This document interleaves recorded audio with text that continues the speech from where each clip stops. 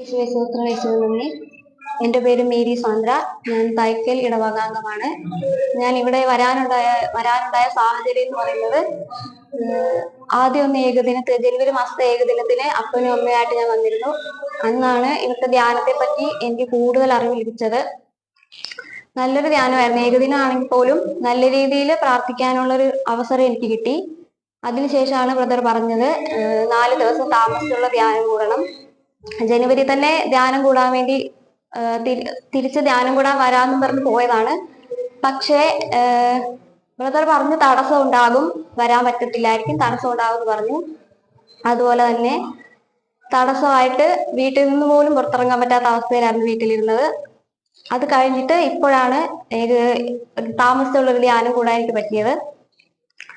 ഇവിടെ വന്നപ്പോഴാണെങ്കിൽ വന്ന ദിവസം തന്നെ ബ്രദറിനെ കാണാൻ പോയ സമയത്ത് ജപമാല ചൊല്ലി പ്രാർത്ഥിച്ചുകൊണ്ടിരുന്നപ്പോൾ മാതാവിന്റെ ഒരു സുഗന്ധമാണ് എനിക്ക് ആദ്യം അനുഭവപ്പെട്ടത്. ആദ്യം എനിക്ക് മനസ്സിലായില്ലെങ്കിലും പിന്നീടാണ് മാതാവിന്റെ അടുത്തു നിന്നാണ് സുഗന്ധം ഇങ്ങോട്ട് വരുന്നതെന്ന് മനസ്സിലായത്. പിന്നീട് രണ്ടാമത്തെ ദിവസത്തെ ക്ഷമാപണ പ്രാർത്ഥനയിലാണ് എനിക്ക് കൂടുതൽ അനുഭവം തോന്നിയത്.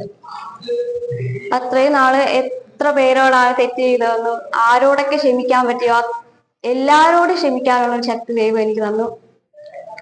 അതുപോലെ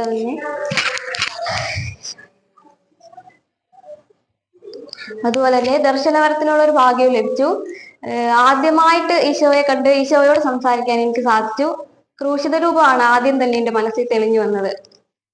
പിന്നീട് ഈശോ വീട്ടിലോട്ട് വരുന്ന പ്രാർത്ഥനയിലാണെങ്കിലും നമ്മുടെ പ്രാർത്ഥനാലയത്തിന്റെ തിണ്ണയിലുള്ള ടൈലിട്ട് അതേ വീട്ടിലേക്ക് ദൈവം കടന്നു വരുന്നു എന്ന് പറഞ്ഞപ്പോ വീട്ടിലോട്ട് ദൈവം വാതിലിൽ കൂടെ കയറി വരുന്നതായിട്ടാണ് എനിക്ക് തോന്നിയത്. യേശുവേ സ്തോത്രം, യേശുവേ നന്ദി.